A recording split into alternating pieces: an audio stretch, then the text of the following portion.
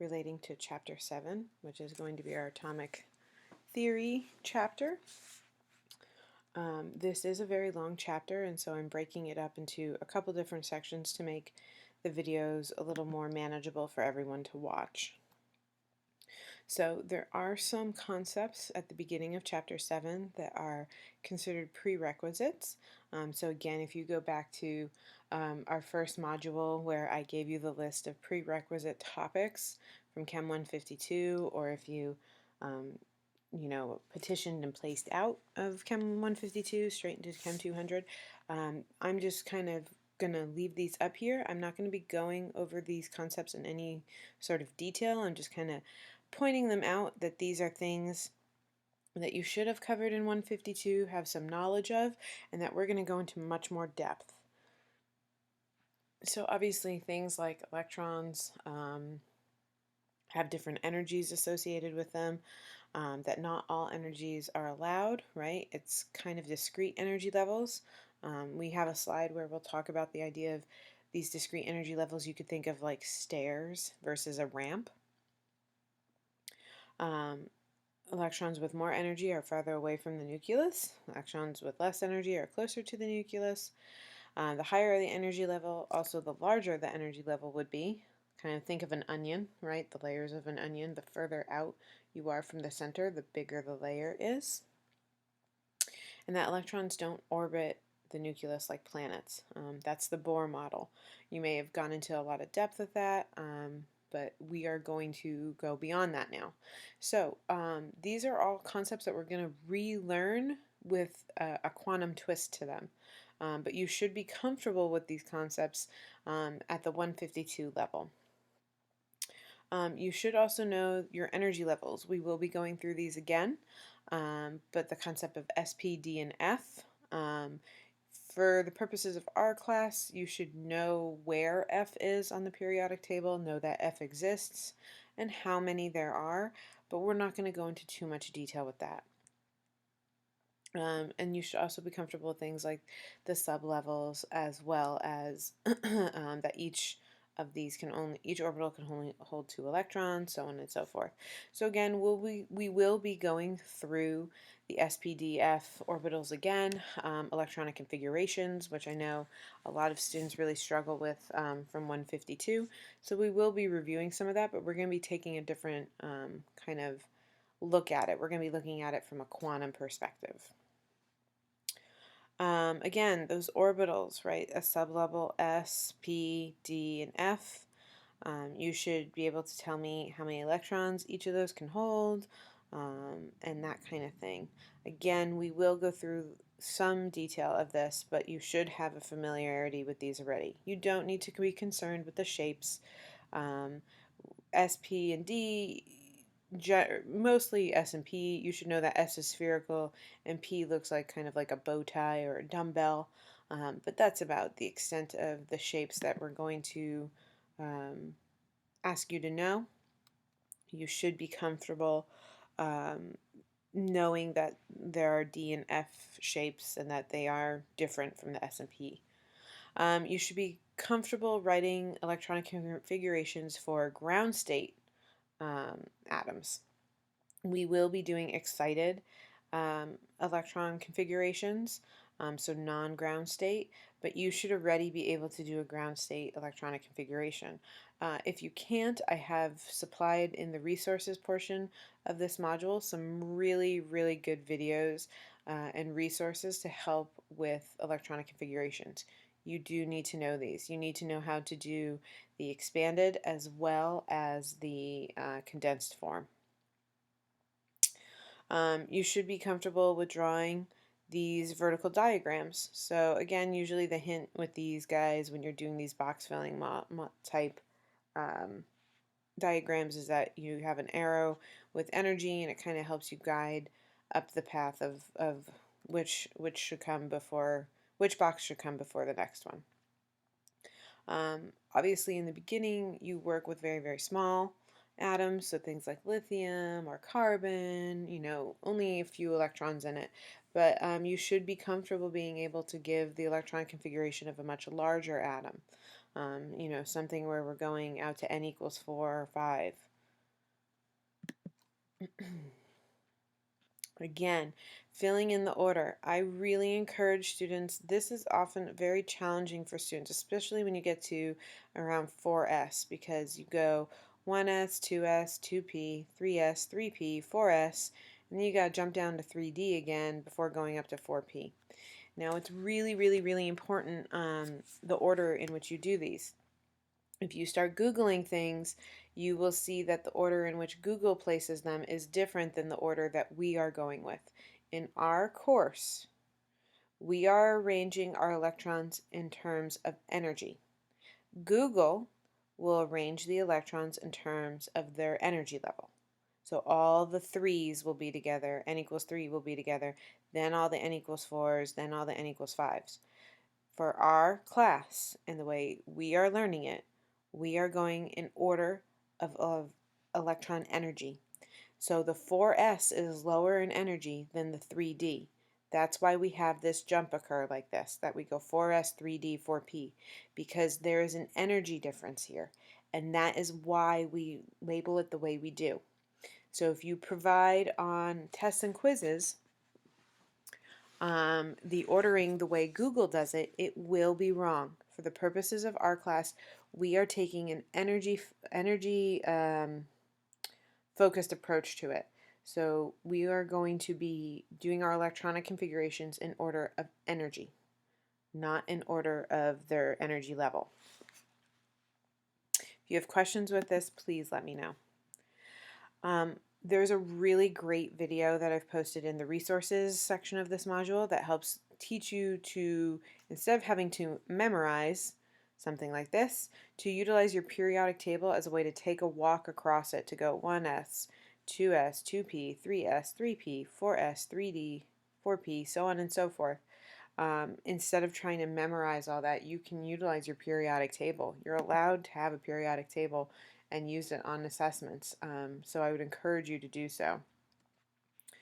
So I really, if you are someone who struggles with electronic configurations, I would encourage you to go and check out those videos. They're really, really helpful. The condensed version of electronic configuration, where you start with the most recent of the noble gases and then put the rest of the electron configuration. If I don't specify, then either is acceptable, condensed or expanded.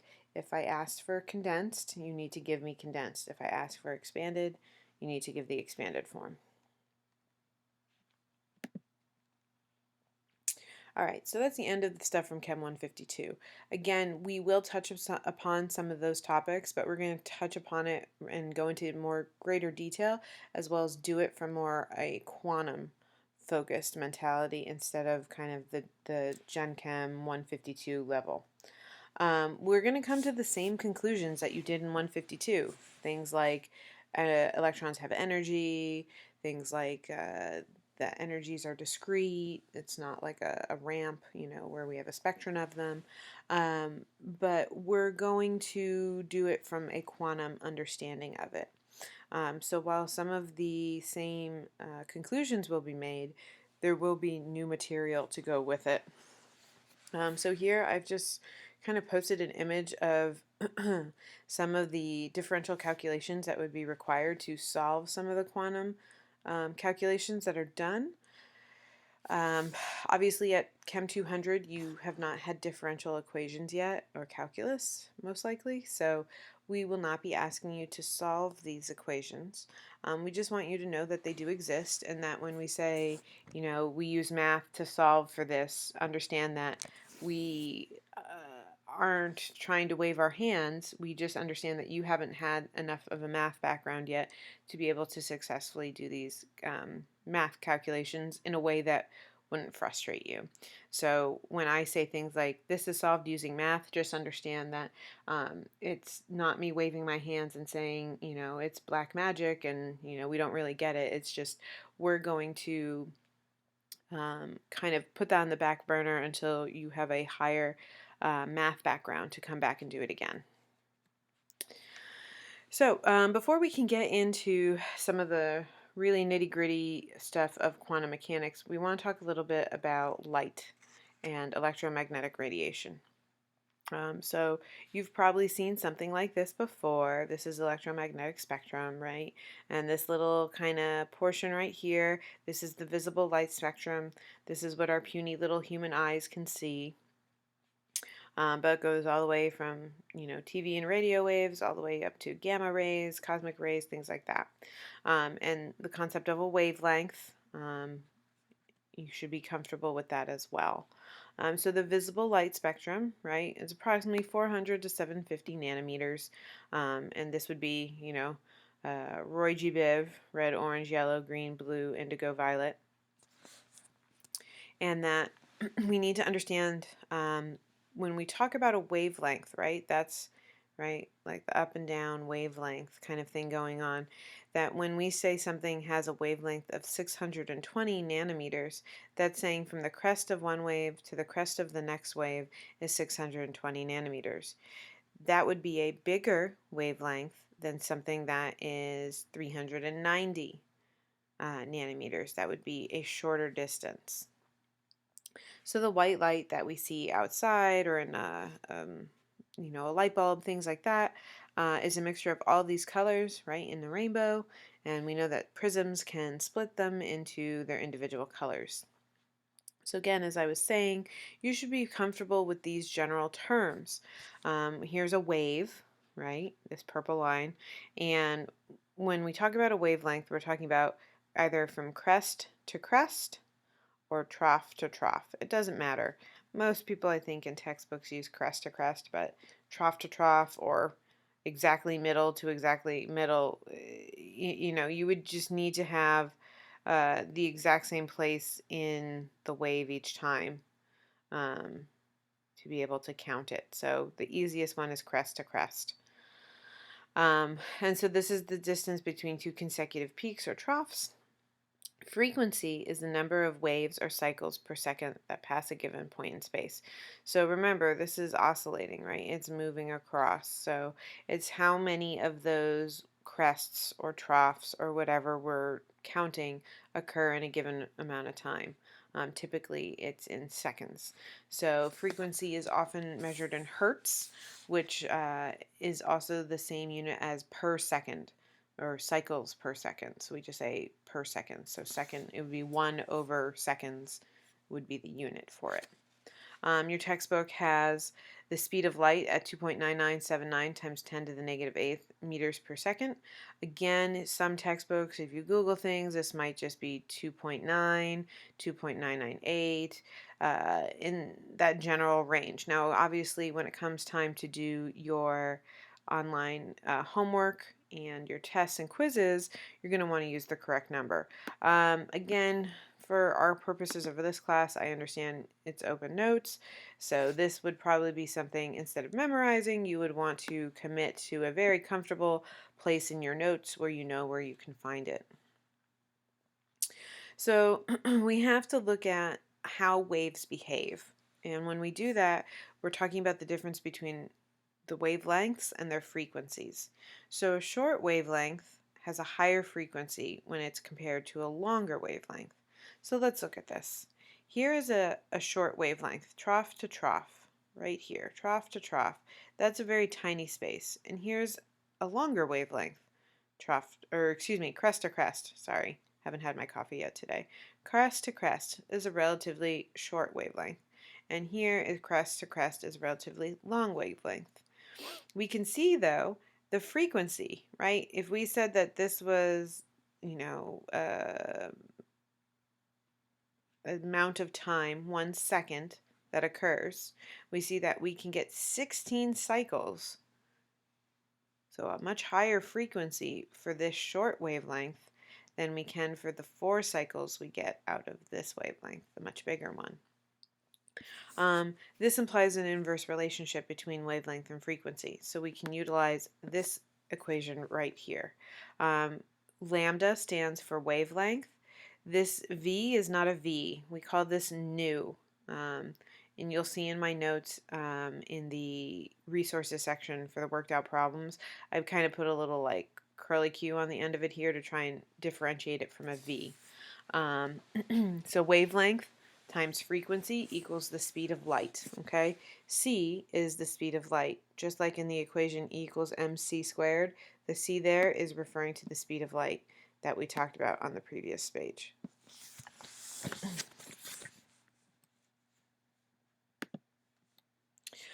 Okay, so here is your first calculation that you can try. If all of the problems are worked out and have been scanned and posted into the resources page, they're just called worked out slide questions for chapter 7. So I would encourage you before you go and look at those to actually try working these out on your own first. So the idea here is that when we see red fireworks, it's due to the emission of light of wavelengths around 650 nanometers. Basically, this occurs when we burn different kinds of strontium salts. So I'm asking you to calculate the frequency of the light of a red wavelength that comes out at 6.5 times 10 to the negative, or 6.5 times 10 to the 2 nanometers. So you have the opportunity to go and try this problem on your own, and then you can check the work that is posted in the resources slide at the end of this module. So before we can go any further, we need to talk a little bit about the nature of matter and black body radiation a little bit. So this kind of is something you have experienced in your day-to-day life. You may have not really thought of it before, but the idea here is when we have things that are hot or materials that give off light, they glow, and they glow in a certain range. So think about the last time you had like a campfire or a fire in the fireplace, or if you cook on a coal, like a charcoal grill, right? When something is hot, the coals glow or they turn hot. Or if you have a electric range stove like the one you see here, we know when we turn it on, the heat actually makes these coils glow. The range of color that is emitted changes with temperature, right? So think about if you've ever experienced one of these type of stoves before. You know, if you have it on low, they might be more of like a dark brick red color. And the hotter and hotter and hotter you make the stove, the more bright yellow the coils become. First red hot, then eventually, right, these get lighter and lighter. Eventually you could get to white hot. The classical theory that we have for understanding how light works and temperature dependence would predict that UV light would be emitted as well. This was not observed, and so this became known as the UV catastrophe. I have, again, in the resources section, some really good videos for you to watch in terms of what the UV catastrophe is and black body radiation, so I strongly encourage you to go look at those. So at the turn of the 1900s, Max Planck was the first to kind of explain this temperature dependence by asserting that energy can only be absorbed or released in certain quanta. This is the first time we're using this kind of idea of these like packets of energy. So he's the first one where we're starting to go, ooh, maybe the energy is not a full range where it could be any number. Maybe it's only these discrete chunks of energy that he called quanta. And so this was where we get the idea of energy equals h nu. H is Planck's constant, which is right here. Again, this is one of these numbers that I would strongly encourage you to write down in your notes in an area that is easy for you to find. So this idea, like I said earlier, right, this idea of the ramp versus the stairs.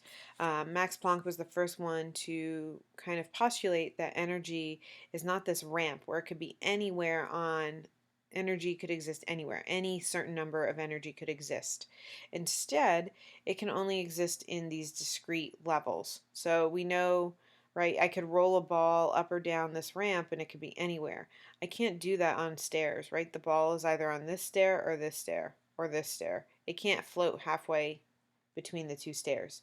So the stairs are discrete energy levels. The ramp would not be. The reason I have Stranger Things up here is in season 3 of Stranger Things, they talk about Max Planck and the Planck constant. So it was just kind of fun. If you need something to go Netflix binge while we're all stuck in quarantine, it's a good one. So the Planck's constant of 6.626 times 10 to the 34 joules second. Okay, not joules per second, joules second. Okay, joules times seconds. So they're both in the numerator. You do need to keep track of your units because it will be very important when you're canceling things out to make sense of things. So when we start looking at how to use this, we could start talking about changes in energy. If I had an electron living in this energy level and it absorbs energy and jumps up to this energy level, we would be able to determine how much energy it absorbed, what frequency that might have, all that kind of good stuff. So these are the integers that we're going to start talking about. Change in energy, delta E. We're going to have N be the integer, whatever number that is. H will be Planck's constant. Our curly QV, nu, is the frequency, and that will help us to determine whether the radiation was absorbed or emitted. So Max Planck's quantum, or quanta, is this idea of a packet of energy, right? That energy is going to be released or absorbed in these certain amounts, in these certain little packets, right? Basically in these little stair amounts, not in a ramp where it could go from here to here or here to here. It's got to be this stair, this stair. It could be multiple stairs, but it could never end up halfway in between a stair. So when we start adding these concepts to of energy to light, we start seeing some crazy things happen. So we know that energy of light is proportional to its frequency. So the way I explain this to students is pretend you are a very fit person and you're going to a CrossFit class and they have those big heavy ropes that they make you, the battle ropes that they make you kind of swing back and forth. If you made the rope look like this, you're spending some energy to do that. But if you made the rope look like this, you were spending a lot more energy than this. And the same thing happens when we're talking about light. Something with a higher frequency is going to have a higher energy associated with it. Something with a lower frequency is going to have a lower energy associated with it. So the bigger the wavelength, the smaller the energy. The smaller the wavelength, the bigger the energy. That might be something really good and important for you to write down in your notes. I would strongly encourage you to do that.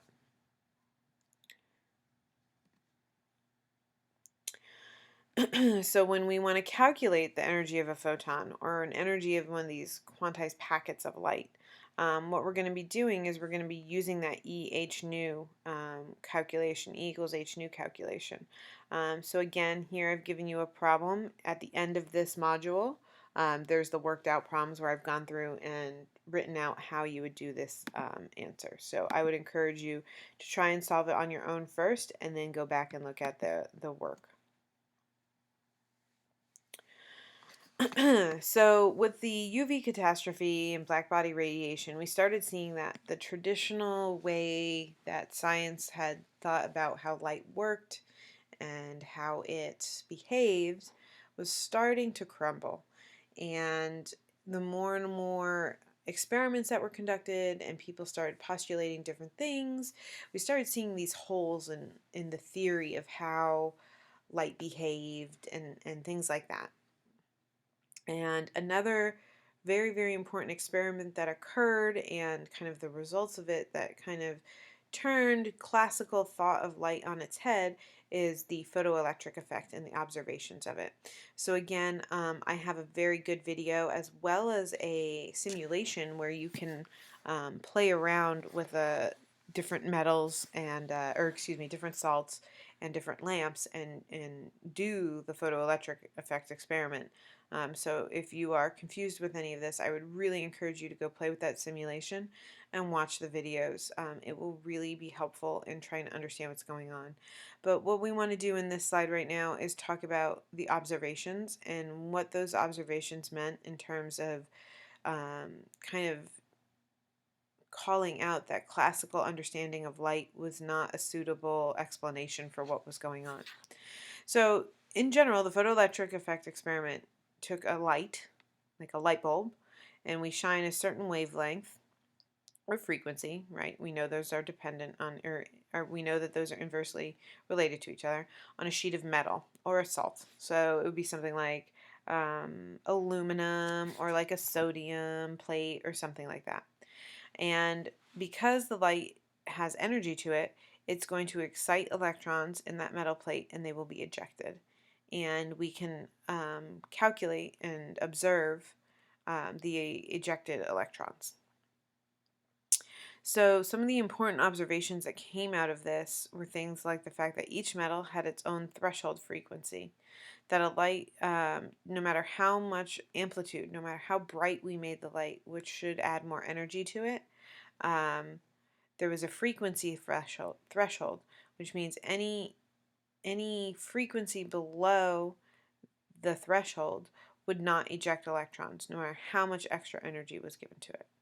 But below that specific threshold for frequency, no electrons are emitted. It didn't matter how bright the light was, which would be another way to add energy to the system. Therefore, it has to be independent of the intensity of the light. This is the first observation where it started going, uh-oh, this doesn't jive with our classical understanding of how light works. At the threshold frequency, electrons are ejected from the metal. The brighter the light, the more electrons are ejected. The velocity of the electrons did not change though. So again, think about what we're doing here is as we shine this light on the metal, we are ejecting electrons because we're giving them energy to escape from the atom. So once we reach our threshold frequency, for some reason, the brighter the light, which would be more energy in the light, the more electrons are emitted. So we're kicking off more electrons when we give it more energy. But when we do that, those electrons still have the same velocity. They're traveling at the same speed as the electrons were when we were at a lower or less bright light. So again, this is the second time where we're like, ooh, this doesn't make sense. Why isn't the velocity changing? Why, we're giving them more energy, so they should be moving away faster, but they're not. Instead, we just see more of them moving away. Electrons ejected with a higher velocity than at the threshold, but the velocity of electrons did not change with the intensity. So again, we're back to this idea that we are not seeing behaviors that fit with our classical understanding of light as a wave, and all the energies and associations between frequency and energy of light waves. So this is the first time that people had to sit back and kind of be like, ooh, okay, we might have to come up with a new understanding of how light behaves. So again, this is just a picture of kind of what the photoelectric effect experiments looked like. I would strongly encourage you to go play around with the simulation that I provided. It's really a nice kind of visual tool to help with that, as well as the videos. So, in summary, light of a certain minimum energy is needed to eject an electron from a metal atom. The classical wave theory, this would be that light is a wave, said that the velocity of an ejected electron should increase with the increased intensity of the light. This was not observed, so this is a major problem. The number of electrons emitted or ejected depended on the intensity of the light. So intensity you could read as brightness. Same frequency, but just different brightness, so different amounts of energy or amplitude to the wave. And above the threshold frequency, the excess light energy goes into increasing the kinetic energy and therefore the velocity of the ejected electrons. Again, these observations do not fit with the classical wave theory of light. And this is where we start seeing the rise in the idea of quantum, or the birth of the quantum mechanic model. So Einstein and the photoelectric effect. In 1905, Einstein explained what was going on in this experiment by assuming that light had a particle-like nature as well as a wave-like nature. So this is the concept of wave-particle duality, if you've ever heard this term before. You may have heard of Schrodinger's cat.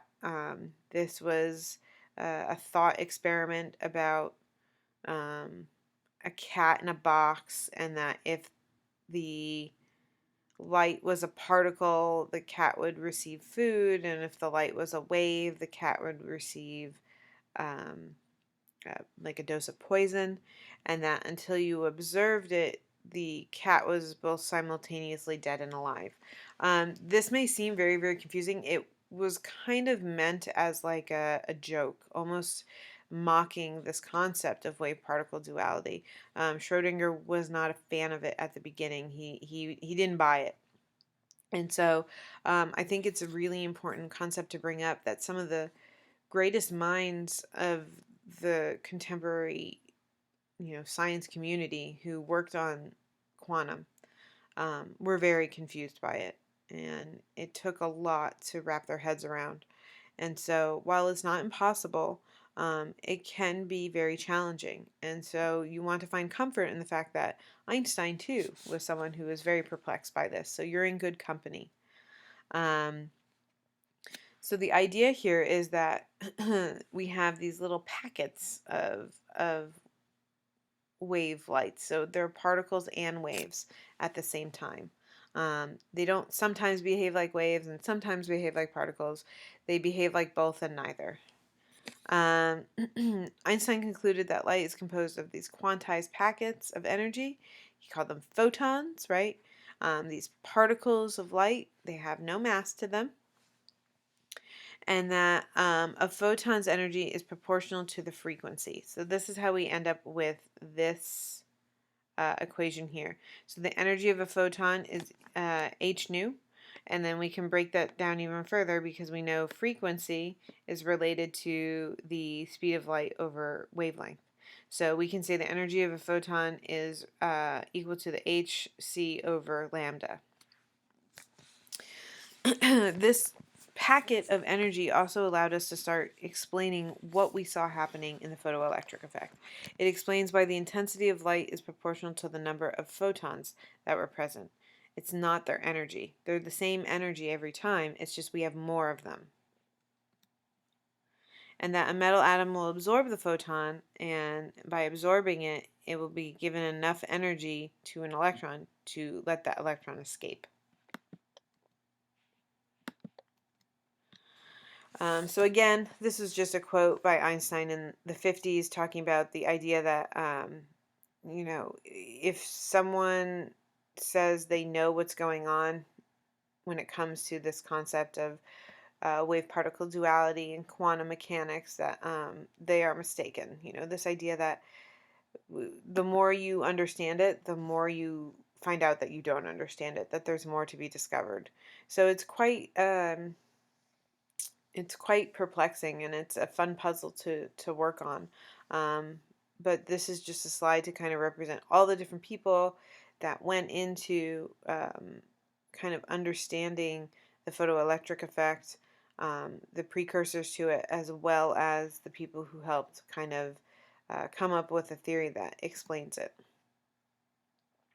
So like I said, we have this dual nature of light. It can exist as both a wave and a particle, and as neither.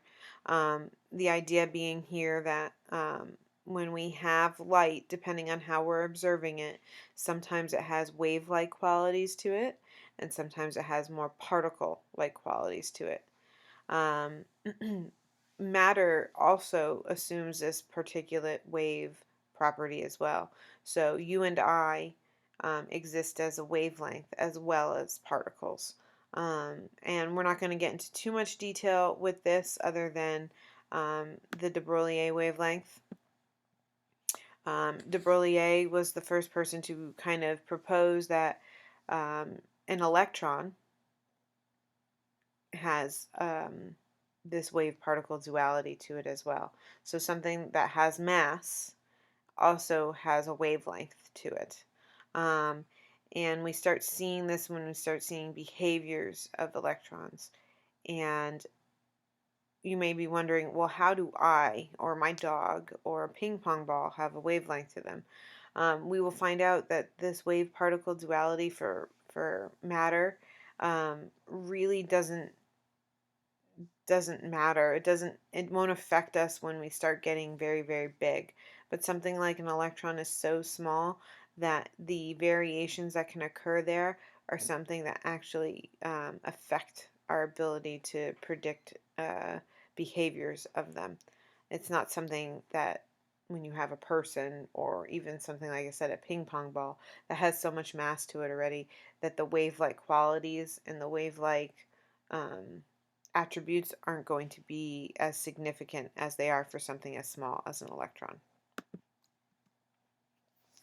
So again, we can calculate the wavelength of different objects. So here I give you two. We have an electron that you can calculate the wavelength of and a ball that you can calculate the wavelength of. Now it's important to realize that these things have to be moving. If anything is on the planet Earth, it's already moving. So just kind of keep that in mind when we start like talking about stuff. We could be getting a little confusing in terms of what speeds and things like that. But for all the intent purposes, when I give you a mass and a speed, that is the speed you're going to use. I'm not going to try and trick you or anything with like, oh, what, how fast is the Earth traveling around the sun or anything like that. So we're not going to do that. But you're going to utilize this equation here, the wavelength h, which is Planck's constant, the mass of the material, and the frequency of the material. So again, I would encourage you to try solving these equations on your own, and then you can look at the end of the module at the worked out calculations that I provided. The last section that we're going to talk about in this first video is the atomic spectrum of hydrogen. So experiment 8 that you will be doing in lab deals with atomic spectra. So this is very important that you have some background information on what's going on with this. So emission spectra of hydrogen and other one-electron systems. So when we're talking about these one-electron systems, we're talking about things where obviously hydrogen is a one-electron system, but we can have non-ground state atoms of other elements that have one electron in them. So we could have helium where we have lost an electron, or we could have lithium where we've lost 2 electrons and things like that. When a sample of hydrogen gas receives high energy spark, the H2 molecules absorb energy and some of the HH bonds are broken. The resulting hydrogen atoms are excited, right? So we know that when we give energy to something, that it's going to enter the excited state. The atoms contain excess energy that is released by emitting light of various wavelengths to produce an emission spectra. So the easiest way to talk about this when we're saying that we're exciting or we're giving it a high energy spark, you can think of something like a fluorescent, fluorescent light. Fluorescent lights are basically glass that encase a gas and that an electrical current is run through it. So that would be exciting the gas that's in there. And when the gas is excited and it tries to relax back down to its ground state, it's going to release light, energy in the form of light to relax. And that's the light we see in a fluorescent light. So we have continuous and line spectra. So when we have light, and like white light or something like that, and we throw it through a prism, we would get a continuous spectrum. We would see the rainbow. However, if we're looking at the line spectra, this is when we're only going to see certain lines or certain strips of light. And these would be the discrete wavelengths that are emitted. So down here is the emission spectra of hydrogen. So this is the light that is emitted. Okay, so this is the light that is given off as it relaxes. We can see that there are 4 different bands of light. So when atoms of any element, including hydrogen, are in the gas phase and they're excited, they give off light. Okay, any element does this, but small things like hydrogen, sodium, things like that, we typically see the most of. Neon, right, like a neon light. However, this is not a continuous spectrum like that of white light through a prism. Instead, it's typically when we look at it, we're going to end up with a black background and just certain sets of lines. And these lines are very unique to that element. It's basically like a fingerprint. So you could look at the line spectra of an unknown gas and determine what that gas is based off of the line spectra. So here's just the emission spectra of a number of different materials so that you can see it. When we have something like this where it's a very, very thick bar or line, that just means that there's a whole bunch of lines next to each other. I tried to squish a bunch of images on one page, so it's much smaller than, the resolution isn't there to see that, but that's what's happening there. Again, you do not need to memorize any of these, especially when you do your lab. You'll have resources available to you to, check things over. You just need to be able to understand the uniqueness of each emission spectra. All right, so that's the end of our first video. I'm going to cut it off here at 7.3. So part 1 is done. I would encourage you to be reading in your text as well as going over these notes and doing the homework. The resources in this module are going to be really helpful to you. It's not something you should gloss over this time. This is a very dense topic, so I expect lots of questions. I want to make sure that everybody has the resources available that they need to be able to be successful with this. So our next video will be sections 7.4 through 7.6.